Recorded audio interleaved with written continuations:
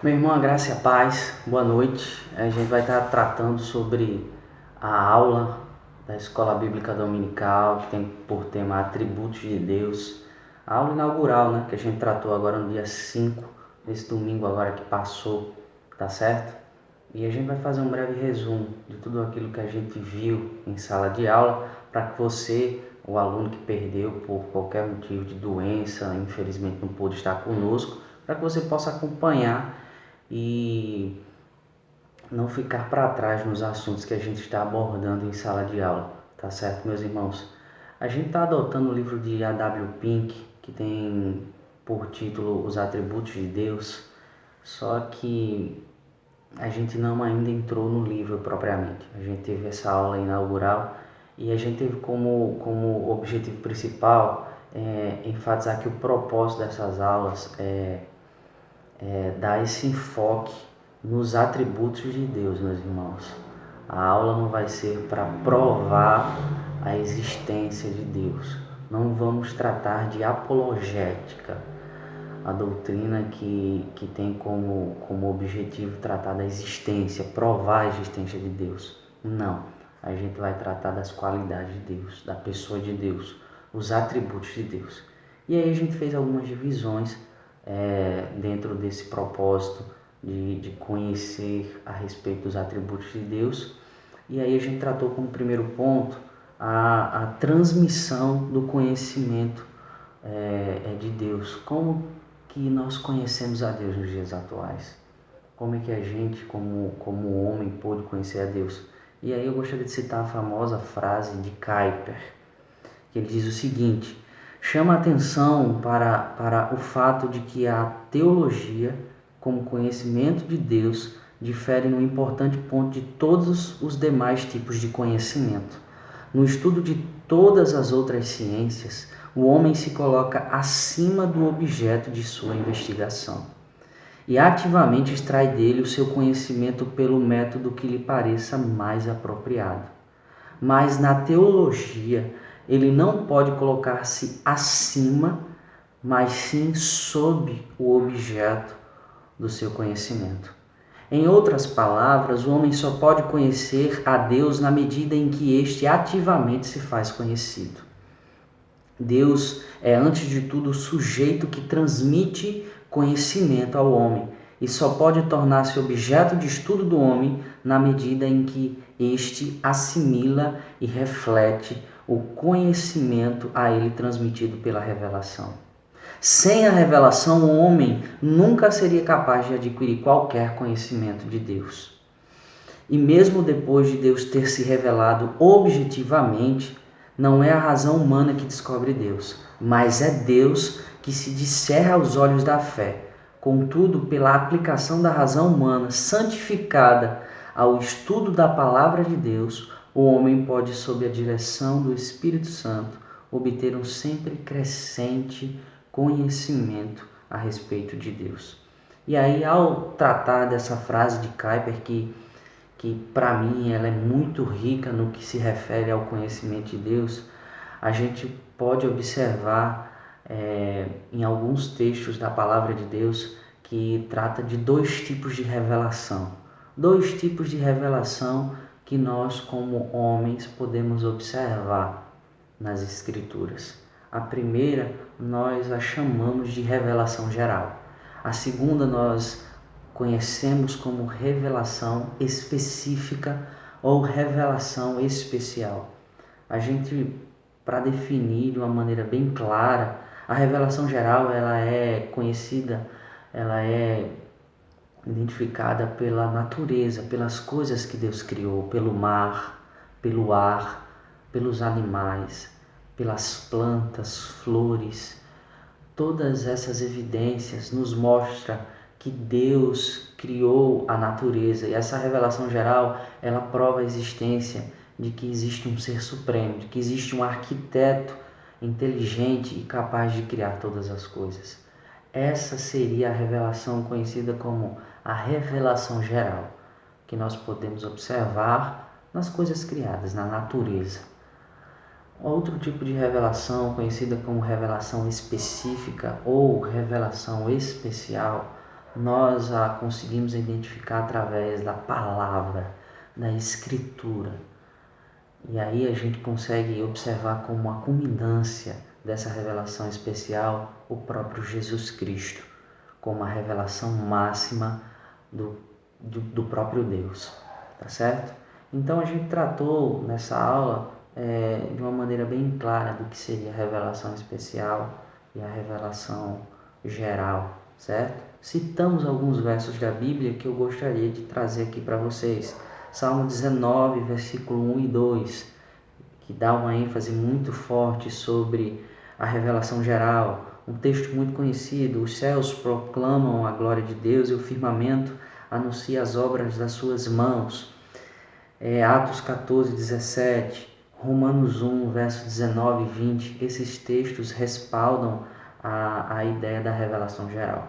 E também temos alguns versos que nos dão base para a revelação específica através da palavra, dos mandamentos, da revelação que Deus nos dá no Antigo Testamento, da forma como Deus tratava com Moisés, com Abraão, das leis mosaicas, da forma como Deus se posicionava com o povo de Israel. Isso nos mostra a revelação específica, e o próprio Cristo no Novo Testamento, ele é o ápice dessa revelação.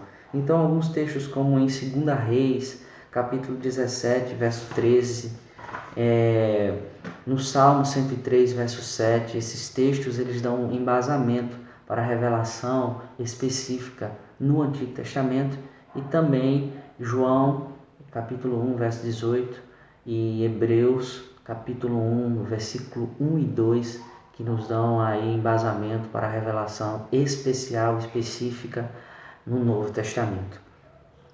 E aí o Dr. Warfield distingue essas duas revelações de uma maneira bem clara. Ele diz o seguinte: a primeira, ela é dirigida de modo geral a todas as criaturas inteligentes e, portanto, é acessível a todos os homens. Ele faz isso trazendo o conceito da revelação geral. E a segunda, a revelação específica, ela se dirige a uma classe especial de pecadores, aos quais Deus quis tornar conhecida a sua salvação. E aí, meus irmãos, uma outra pergunta a ser feita, uma outra pergunta que nós abordamos em aula, foi a respeito dos atributos de Deus em relação ao seu ser, o ser de Deus revelado em seus atributos. Existe uma divisão entre o ser de Deus e os seus atributos? Deus é uma coisa e os atributos são outras. Os atributos de Deus, eles são acrescentados a Deus, eles foram colocados em um outro tempo.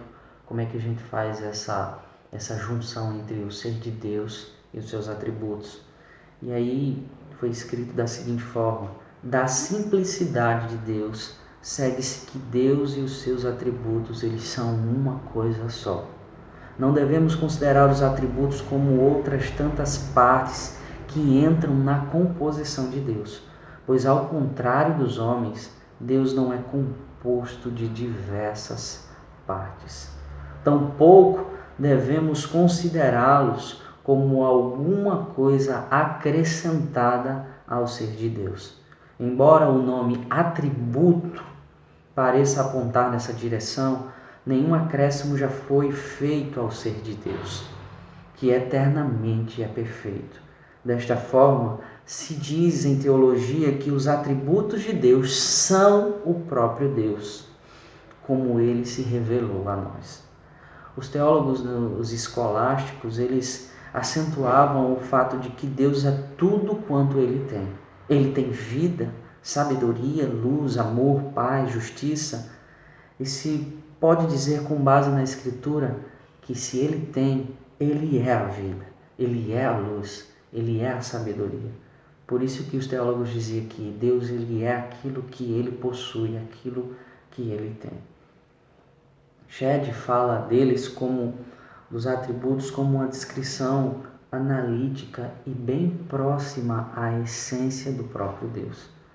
E ele diz o seguinte: num sentido são idênticos, de modo que se pode dizer que as perfeições de Deus são o próprio Deus como ele se revelou a nós. É possível ir até mais longe e dizer como Shedd: toda a essência está em cada atributo e cada atributo na essência. É devido à estreita relação que existe entre a essência e os atributos que pode-se dizer que o conhecimento dos atributos leva consigo o conhecimento da essência divina. E aí seria um erro, meus irmãos, conceber a essência de Deus como existente por si própria e anterior aos atributos. Como também seria um erro conceber os atributos como características aditivas e acidentais do ser divino. São eles qualidades essenciais de Deus, inerentes ao seu próprio ser e com ele coexistentes. Tá certo, meus irmãos?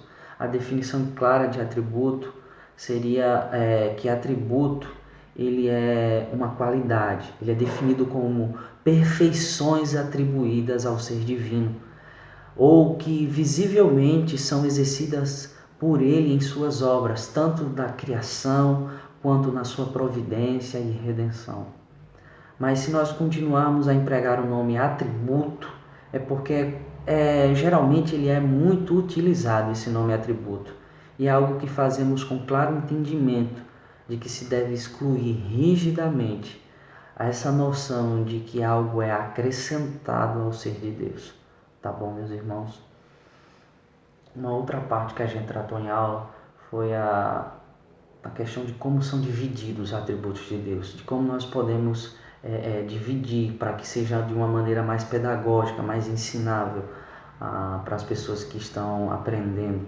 E aí a gente dividiu da seguinte forma: alguns teólogos eles dividiram destas formas como atributos naturais, atributos morais, alguns outros sobre atributos absolutos e relativos, outros como atributos imanentes e outros como atributos transitivos. Esses teólogos eles trabalhavam muito nessa questão da divisão dos atributos. O pensamento reformado a respeito dessa divisão, ele trata dos atributos como atributos comunicáveis e atributos incomunicáveis. E aí uma definição bem elementar sobre esses dois tipos de atributos é que os atributos incomunicáveis são aqueles exclusivos de Deus, como a eternidade e a onipotência, por exemplo. Apenas eles têm qualidades, apenas ele tem essas qualidades e elas não foram transmitidas ou comunicadas ao homem, a nenhum ser criado. Deus não compartilhou tais atributos com o homem, com a humanidade. Por isso o nome de atributos incomunicáveis, tá certo? E aí é o pensamento da onipresença, é o pensamento da eternidade, são coisas que são exclusivas ao ser de Deus.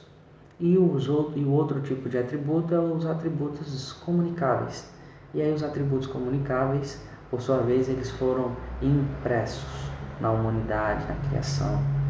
E aí a gente pode citar a inteligência, a vontade, a moralidade, o senso de justiça, a santidade propriamente. São atributos que foram comunicados a nós. E aí, meus irmãos, a gente fez essa breve divisão sobre os atributos. Foi citado o livro de A.W. Pink, as divisões que ele observa, que ele faz essa divisão sobre os atributos que são comunicáveis e incomunicáveis. Ele começa dos capítulos de 1 a 7, trabalhando nessa perspectiva de atributos incomunicáveis. E do capítulo 8 até o capítulo 16 ele vai tratar da visão dos atributos que são comunicáveis, tá certo? A gente fez essa observação dentro do livro Os Atributos de Deus de A.W. Pink, tá certo? Dando continuidade aos assuntos que foram abordados, o último ponto que a gente tratou foi a ideia da imanência e da transcendência de Deus. E o que seria imanência e transcendência? O Deus das Escrituras, ele é o Deus do teísmo, é o único Deus, é a visão de que existe um único Deus apenas, é essa visão do teísmo. E é aquele Deus que ele se revela tanto na imanência, ou seja, o Deus que se relaciona com a sua criação, e ele se revela também de uma forma transcendente, ou seja, que está acima, sobre a sua criação. Então a ideia da imanência seria o quê? Um Deus que se relaciona, um Deus conosco, um Deus que está próximo, um Deus que se faz presente em meio à sua criação.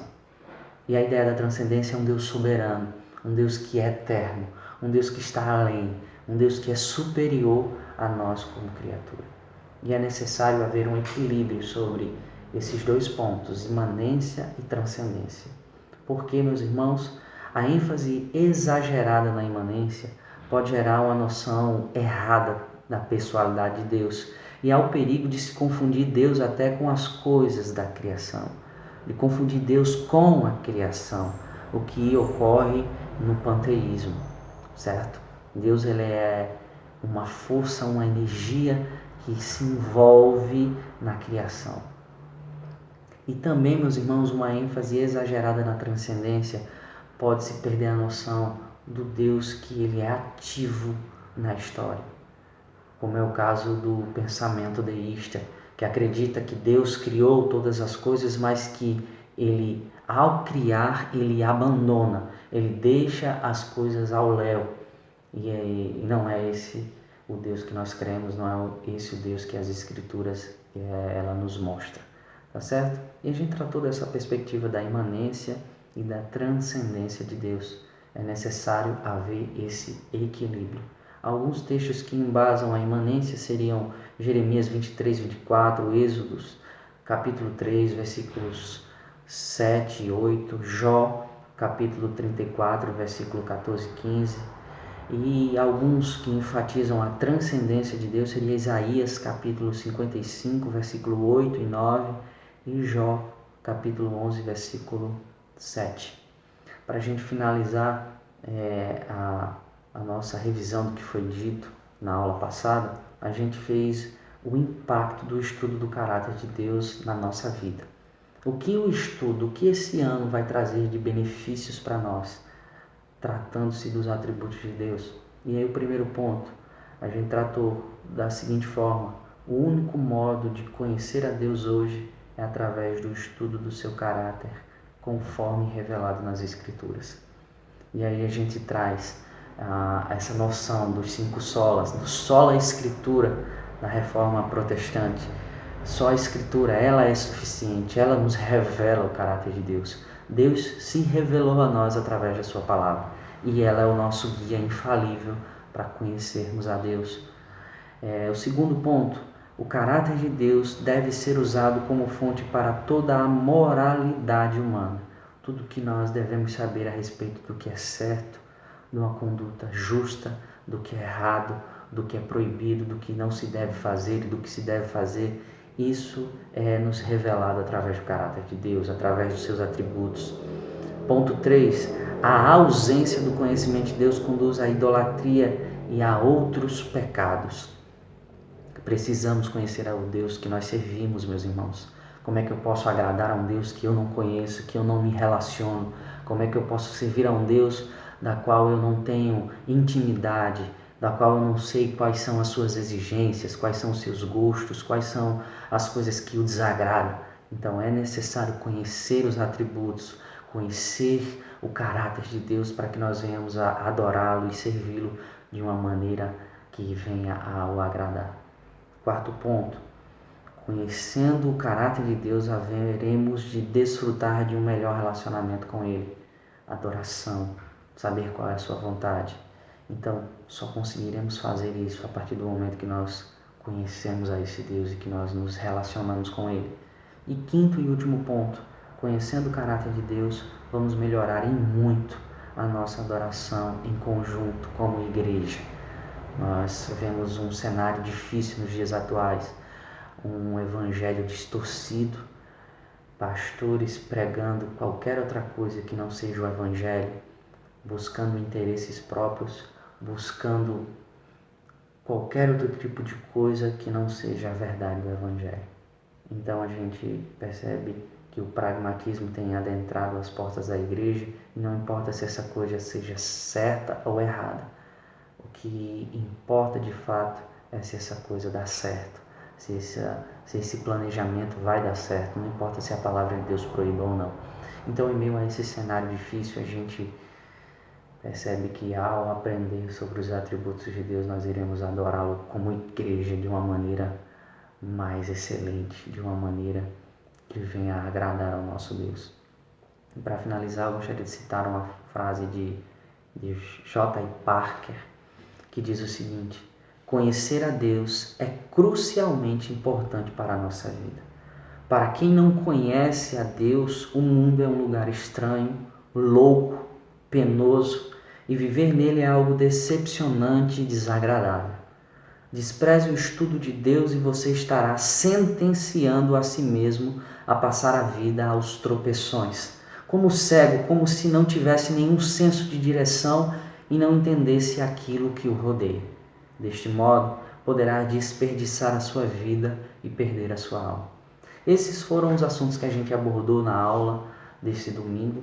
Eu espero que possa ter sido claro os assuntos. E se você tiver alguma dúvida, você pode me procurar nos cultos ou até no telefone, no WhatsApp, tá certo? Para tirar qualquer tipo de dúvida. Tá bom, meus irmãos? Deus abençoe, fiquem na paz, boa semana e Deus abençoe.